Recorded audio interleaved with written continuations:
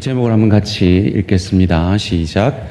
나사로와 예수님의 죽음 그리고 나. 종려주일입니다. 종려주일과 나사로의 죽음은 어떤 관련이 있을까요? 그리고 종려주일과 예수님의 죽음은 또 어떤 관련이 있고 그것이 나와는 무슨 상관이 있을까요? 그것을 오늘 나사로와 예수님의 죽음 그리고 나라는 제목으로 잠시 말씀을 나누고자 합니다.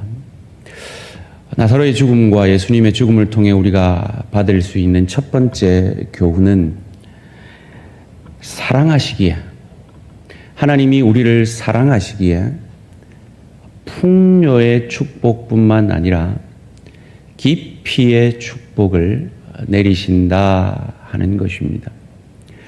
이제는 우리 성도님들이 이 표현에 대해서 많이 익숙해지셨으리라 믿습니다.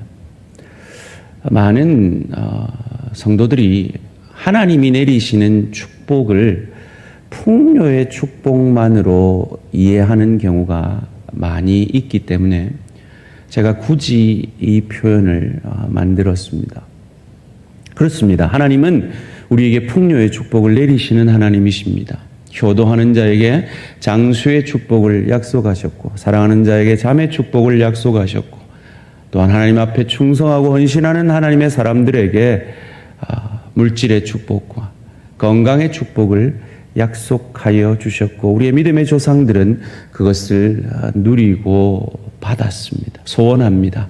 우리 대항의 모든 가정과 심령과 사업과 일터 위에 이 풍요의 축복으로 하나님이 넉넉히 채우시기를 주님의 이름으로 축원합니다. 그러나 동일하게 하나님은 우리에게 깊이의 축복을 허락하시는 하나님이십니다. 하나님은 바알이 아닙니다. 여호와 하나님은 바알과 다른 인격적 하나님입니다. 그런데 이스라엘 백성들은 그들이 기대하는 하나님은 바알과 같은 하나님, 즉 풍요의 축복만 내리는 하나님으로 착각을 한 것입니다. 그래서 쉬 바알에게 빠져 들어간 것이죠. 아닙니다.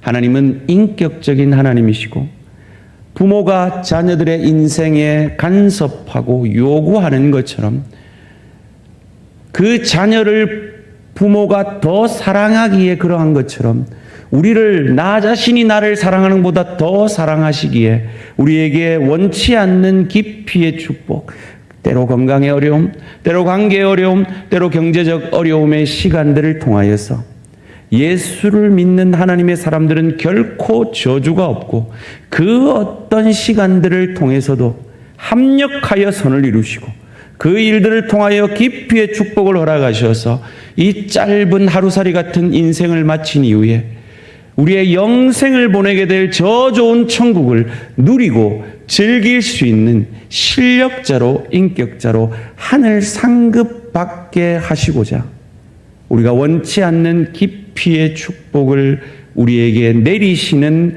하나님이십니다. 그것을 오늘 나사로의 사건을 통해 우리는 확인하게 됩니다. 오늘 본문 1절에서 3절까지 말씀입니다.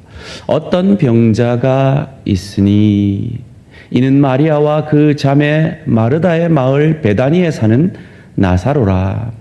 이 마리아는 향유를 주께 붓고 머리털로 주의 발을 닦던 자요 병든 나사로는 그의 오라비니더라. 이에 그 누이들이 예수께 사람을 보내어 이르되 주여 보시옵소서 사랑하시는 자가 병들었나이다 하니. 오늘 우리가 읽은 본문은 어떤 병자가 이렇게 시작을 합니다. 요한복음은 이 11장을 오기까지 놀라운 기적의 역사들의 연속이었습니다. 왜 기적을 베푸셨습니까? 예수님이 어떤 분이신지를 알게 하기 위함이었죠. 그래서 그 기적을 성경은 기적이라고 아니하고 표적이라고 말합니다. 영어로 말하면 사인입니다. 신호등이라는 말입니다. 우리가 신호등을 보고 파란불이 켜졌을 때 그 파란불 자체가 그것이 목적이 아니라 그 파란불이 의미하는 바, 즉 지나가도 된다라는 것을 우리가 알아채듯이 예수님께서 행하시는 그 모든 기적은 그 기적 자체가 목적이 아니라 그 기적을 통해서 예수님이 무엇을 알게 하시려는 것인가, 그것이 목적이기 때문입니다. 예수님은 이 마리아, 마르다, 이 나사로, 이 남매를 참으로 사랑했습니다. 그래서 그 사랑을, 그 풍요의 축복을 너무 많이 받은 마리아는 그 은혜가 너무 고마워서 예수님의 장례를 앞두고 300데나리온, 오늘날로 말하면 약 3천만 원 정도 되는 노동자의 1년 연봉의 가치가 되는 향유를 그 예수님의 발에 붓습니다. 예수님의 장례를 예비하는 것이었죠. 얼마나 풍요의 축복을 많이 받았으면, 얼마나 사랑을 많이 받았으면 이렇게까지 헌신할 수 있었겠습니까? 그리고 오늘 성경도 사랑하는 자가 죽어갑니다 라고 사신을 통해서 예수님께 와달라고 부탁을 하고 있지 않습니까? 지금 예수님은 예루살렘에 계시고 나사로가 죽어가고 있는 이 베다리는 이 예루살렘과 3km 거리입니다. 그런데 예수님은 그 3km가 되는 그 거리 속에서도 오지 않고 계셨습니다. 사랑하지 않아서일까요? 사랑이 식어서일까요? 아닙니다. 오늘 본문 5절은 이렇게 말합니다. 오늘 본문 5절 말씀, 예수께서 본래 마르다와 그 동생과 나사로를 사랑하시더니, 사랑하십니다. 사랑이 식은 것이 아닙니다. 그런데 예수님은 어찌하십니까? 이어지는 6절 말씀입니다. 나사로가 병들었다 함을 들으시고 그 계시던 곳에 이틀을 더 유하시고, 죽어간다 그랬습니다. 급합니다. 그런데 예수님은 이틀을 더 유하고 계십니다. 왜일까요? 예수님은 지금 나사로의 가정에 깊이의 축복을 내리고 계신 것입니다. 우리 모두에게 하나님 당장 와주세요, 당장 응답해 주세요, 당장 내 기도 들어주세요 라는 기도의 제목들이 우리에게 다 있지 않습니까? 그런데 오랜 기간 우리는 그 기도에 응답을 받지 못하고 기다리고 있는 기도의 제목들이 우리에게 다 있습니다. 저도 지난 8월부터 저희 아이의 치유를 위해서 우리 성도들과 함께 기도하고 있지만 아직도 하나님이 기다리게 하고 계십니다. 그것이 저주가 아니라 깊이의 축복의 시간이라는 것입니다. 굳이 이틀을 더 유하셨습니다. 마치 예수님께서 이틀을 무덤에서 유하시고 사흘째 부활하신 것처럼 말이죠. 오늘 요한은 요한복음 1장에서 10장까지는 아무 조건 없는 기적의 연속, 이적의 연속을 우리에게 말하고 있습니다. 그리고 11장 이 나사로의 사건부터 예수님은 그 기적의 목적이, 그 이적의 목적이 자신이 구원자인 것을 알게 하시기 위함인 이 구원의 사역을 시작하십니다. 그 구원의 사역에 나사로가 깊이의 축복을 받아내므로 그 구원의 사역에 쓰임받고 있는 것입니다. 두 번째로, 이 나사로와 예수님의 죽음을 통해서 우리에게 주어지는 교훈은 깊이의 축복을 내리시기 위해 예수님 자신이 깊이의 축복이 되어 주고 계시다라는 것입니다. 예수님은요, 이 나사로를 살리지 않았다면, 나사로를 죽음에서 살리지 않았다면 유월절 어린 양으로서 유월절에 죽으실 수 없었습니다. 왜냐하면 예수님을 죽이려 하는 그 종교 지도자들이 유월절에는 예수님을 죽이지 않기로 작정했기 때문입니다. 마가복음 14장 2절 말씀입니다. 이르되 밀란이 날까 하노니 명절에는 하지 말자 하더라. 그런데 우리가 알듯이 이 계획이 변경되어져서 예수님은 유월절 어린 양으로서 구약에 예언된 대로 메시아 그리스도가 유월절 어린 양이 되셔서 인류의 모든 죄를 지고 십자가에 죽으셨습니다. 이 일이 가능하게 된 계기가 바로 나사로의 죽음을 통해 죽은 나사로를 살렸기 때문이라는 것입니다. 오늘 본문 11절에 예수님이 이렇게 말합니다. 이 말씀을 하신 후에 또 이르시되 우리 친구 나사로가 잠들었도다. 그러나 내가 깨우러 가노라. 왜 이틀을 유하셨습니까? 나사로가 잠들 때까지 기다리신 겁니다.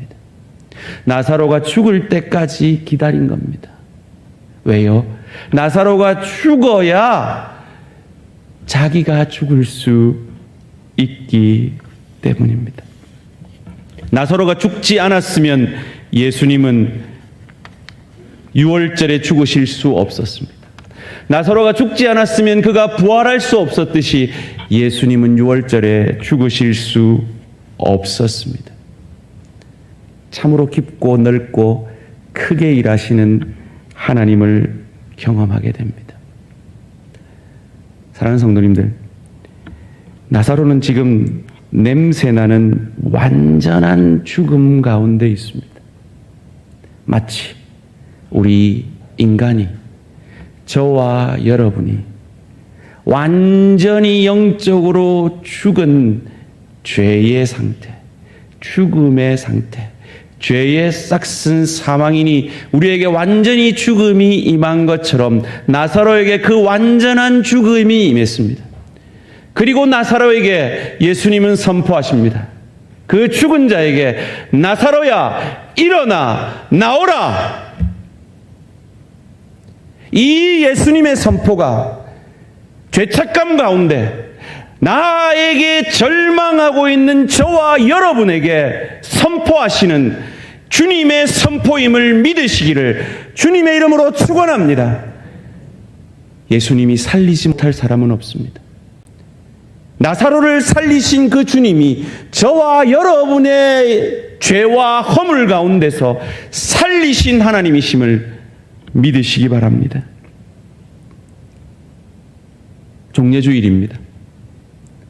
종려주일은 호산나라고 수많은 인파가 예수님을 환영했던 주일입니다. 그런데 그들은 예수님을 풍요의 축복만 내리는 메시아로, 정치적인 메시아로, 자기들의 필요를 채워주는 메시아로만 이해하고 예수님이 그것에 실망을 주자 호산나라고 외쳤던 그 동일한 입술로 저를 십자가에 못 박으라라고 외치기 시작했습니다. 많은 하나님의 사람들이 하나님을, 우리가 믿는 하나님을 풍요의 축복만 내리시는 하나님으로 이해할 때 그 삶에서 이런 모습이 나옵니다. 신앙을 떠납니다. 실망하면서 형식적인 신앙생활을 하게 됩니다. 아닙니다. 우리가 믿는 하나님은 풍요의 축복을 내리시는 하나님일 뿐만 아니라 깊이의 축복을 내리시는 하나님이심을 믿으시기를 주님의 이름으로 축원합니다. 마치 예수님께서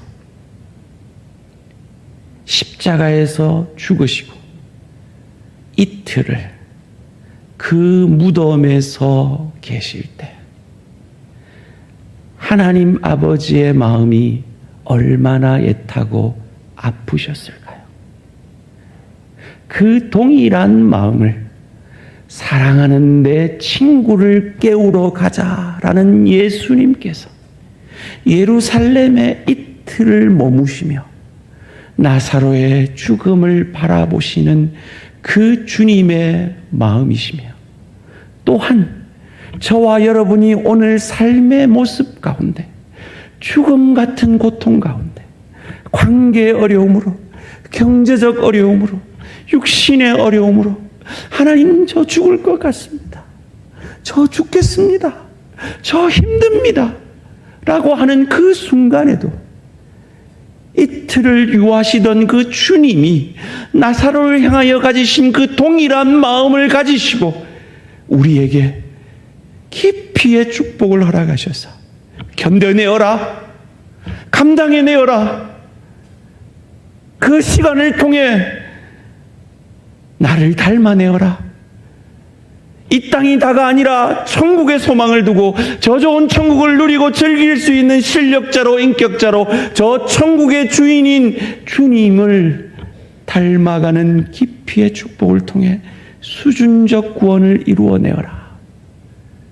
그 마음을 가지고 그 스스로가 나사로가 경험했던 인간의 가장 큰 깊이의 축복의 시간, 그 죽음을 우리 대신 감당해 주심으로, 깊이의 축복이 되어 주심으로, 우리도, 그로 인해 구원받은 우리도 깊이의 축복이 되어지기를 원하시는 것입니다.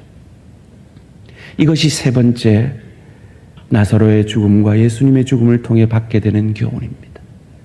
깊이의 축복이신 그 예수님이 그 죽음의 깊이의 축복이 되어주셔서 죽은 우리를 나사로처럼 깨워주셔서 우리도 깊이의 축복이 되게 하시는 것입니다.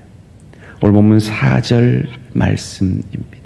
예수께서 들으시고 이르시되 이 병은 죽을 병이 아니라 하나님의 영광을 위하며 하나님의 아들이 이로 말미암아 영광을 받게 하려 함이라 하시더라. 하나님의 아들이 영광을 받으시는 것이 무엇입니까? 십자가입니다. 말씀드린 대로 나사로의 죽음의 사건을 통해서 종교 지도자들은 저 죽었다가 썩은 시체 냄새가 나던 그 나사로가 살아나고 그 나사로가 사람들 앞에 나타난다면 이는 도저히 자신들이 감당할 수 없는 일인 걸 알고 계획을 편하여 속히 예수님을 6월절에 죽일 계획을 하고 구약에 예언되어진 대로 6월절 어린 양 예수가 되게 한 것입니다. 예수님은 나사로를 살려본들 그 나사로는 다시 죽을 것입니다. 물이 포도주가 되게 한들, 병자를 낫게 한들 그들은 다 죽을 것입니다.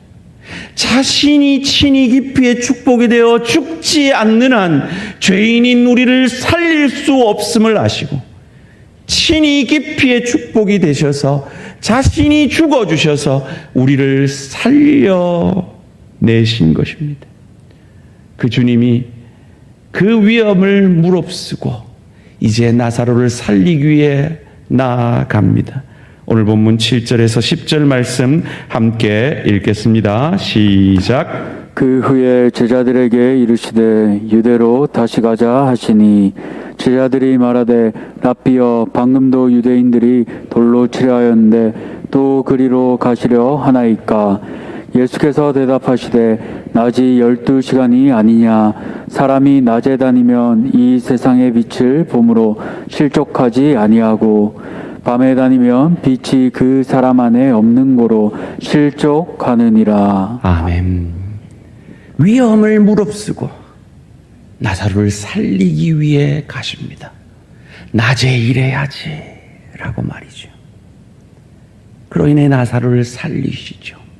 그처럼 오늘 우리에게도 낮일 때, 아직 건강이 있을 때, 아직 생명이 있을 때, 아직 물질이 있을 때, 아직 은사와 직분 감당할 수 있을 때 일하라고, 복의 통로, 은혜의 통로 되라고, 우리도 누군가에게 기피의 축복이 되어 그들에게 은혜의 통로, 복의 통로가 되라고 말씀하시는 것입니다.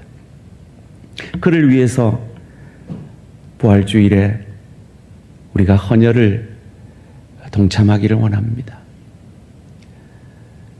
못하시는 분들이 많아요. 저희가 30명만 헌혈하면 헌혈차를 부를 수가 있는데 왜 50명을 모으냐 하면 50명을 모아야 30명이 할 수가 있는 통계가 있다고 합니다. 지금 여러분이 자원하셔도 여러분 건강 상태 안 되면 못하세요. 그러니까 미리 자원을 한번 해보세요. 한 10여 명이 지금 먼저 자원해 있는 상태입니다. 저는 이번 계기에 우리 대항의 실력을 보여주리라 믿습니다. 그 헌혈차를 보면 계란 받을 때와 다른 감동이 이 지역사회에 믿지 않는 사람들에게 있지 않겠습니까? 또 저희는 설교 후에 믿지 않는 가족 5월 둘째 주, 셋째 주에 있을 가족 초청주일 초청할 가족을 작정할 것입니다. 그리고 이런 양을 찾기 위해서 내 가족은 아니더라도 이전에 내 영적 가족이었던 사람들을 초청하는 작정을 하시게 될 겁니다. 왜요? 낮에 해야 됩니다. 밤이 되면 못할 날이 온다는 겁니다. 제가 사진을 한 장 준비했는데요.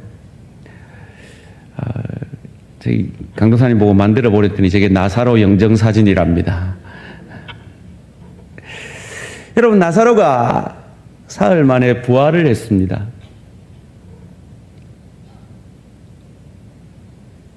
부활하고 뭐 했을까요? 또 죽었겠죠. 죽기 전까지 뭐 했을까요? 내가 죽었다 살아났잖아. 이 간증하고 다녔을 거 아니에요. 그 동일한 고백이 우리의 고백이잖아요. 또 다른 사진을 한 장 준비했습니다. 오늘이 저를 대표해서 우리 장례식이잖아요. 우리는 30일만 내 생애가 남았다고 가정하고 이제 30일이 지났잖아요. 우리는 죽었다 살아났습니다. 그것이 우리가 받은 세례가 상징하는 거잖아요. 이제 뭐 하시겠어요? 죽었다 살아났으니 이 복음을 위해서, 주의 교회를 위해서, 하나님 나라를 위해서 낮일 때, 힘 있을 때, 건강 있을 때, 직분 주셨을 때, 물질 주셨을 때 하나님의 영광을 위해 쓰임받는 저와 우리 모든 성도님들 되시기를 주님의 이름으로 축원합니다. 사랑하는 성도님들, 여러분에게는 복음을 위해, 주의 교회를 위해 섬기다가 남겨진 흔적이 있으십니까? 그 상처의 흔적이 있으십니까? 바울은 이렇게 담대히 고백합니다. 갈라디아서 6장 17절입니다. 이후로는 누구든지 나를 괴롭게 하지 말라. 내가 내 몸에 예수의 흔적을 지니고 있느라. 흔적이라고 얘기하니까 그냥 무슨 때 같은 걸로 이해하시는데요. 상처를 얘기합니다. 사랑하는 성도님들, 여러분 가운데 주의 교회를 섬기다가 누군가의 모진 말로 입은 상처가 있으십니까? 그것은 상처가 아니라 하나님이 보실 때 저와 여러분의 영광임을 믿으시기를 주님의 이름으로 축원합니다. 그것은 저주의 시간이 아니라 기피의 축복의 시간이었음을 믿으시기를 주님의 이름으로 축원합니다. 그러기에 그 상처를 준 그 사람을 미워하는 것이 아니라 그를 용서하고 그를 나로 말미암아 그리스도 예수의 형상까지 자라가는 기피의 축복을 주기 위해 하나님이 예비하신 하나님의 사람으로 대접하셔서 이번 주에 밥 한 끼 사시기를 주님의 이름으로 축원합니다. 서로 부부끼리 밥 사시는 거 아닌가 모르겠습니다. 부부가 그렇잖아요. 부부만큼 서로 상처를 주는 사람이 누가 있습니까? 가족만큼 상처를 주는 사람이 없고 앞서 열심히 일하는 사람들끼리 상처 주기가 쉽잖아요. 이틀의 머무심, 그 이틀의 머무심으로 하나님이 넓고 깊고 크게 일하심처럼 그 시간을 통해 우리로 용서할 수 있는 하나님의 사람으로, 사랑할 수 있는 하나님의 사람으로, 그럼에도 그 자리를 지켜내고 감당하고 견뎌낼 수 있는 강한 하나님의 사람으로, 그리하여서 저 좋은 천국에서 그 지체를 만났을 때 웃으며 그 좋은 천국을 누리고 즐길 수 있는 하나님의 사람으로 우리를 빚어가시는 그 깊이의 축복으로 우리의 아픔의 상처들을 재해석해낼 수 있는 저와 우리 모든 성도님들 되시기를 주님의 이름으로 축원합니다. 뉴욕타임즈와 워싱턴 포스트가 선정한 미국 교회에서 가장 영향력 있는 목사로 늘 꼽히는 목사님이 계십니다. 릭 워렌 목사님입니다.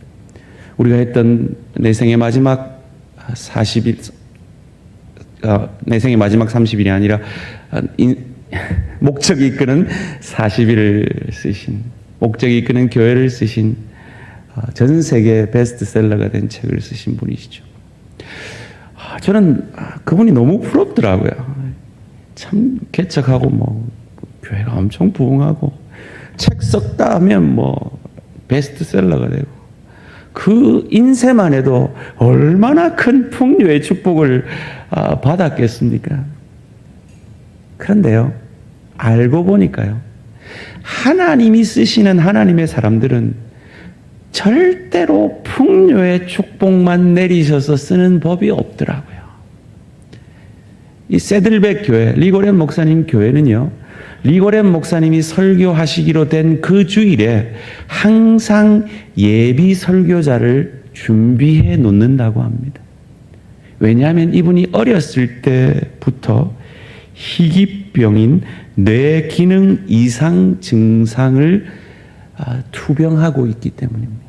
이 증상은 마치 간질과도 같은데요, 그냥 갑자기 넘어진대요.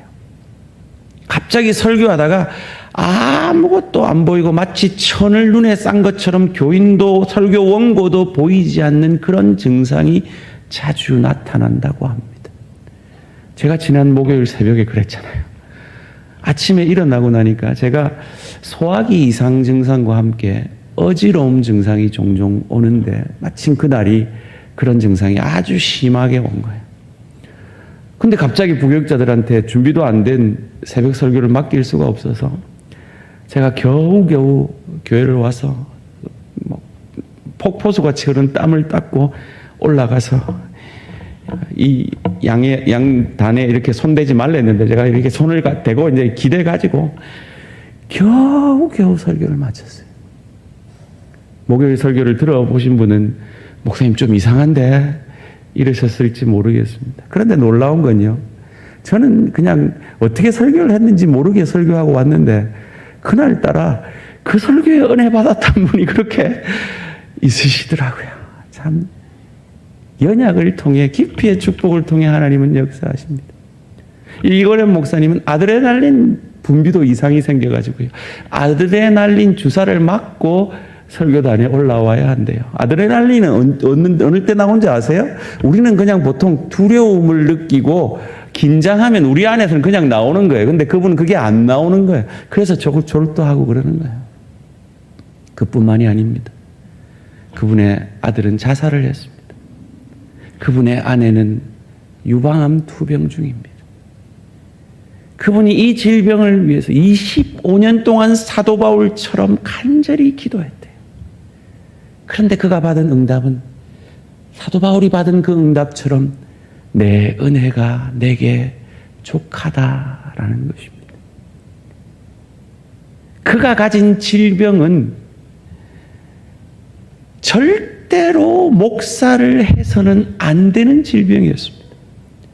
그런데 하나님은 그를 목사로 세우셔서 하나님을 의지하지 않고는 그 일을 감당할 수 없는 하나님의 사람을 통해 전 세계의 그리스도인들을 깨우는 도구로 쓰시는 그 깊이의 축복을 내리시는 하나님이 저와 여러분이 믿는 하나님이심을 믿으시기를 주님의 이름으로 축원합니다.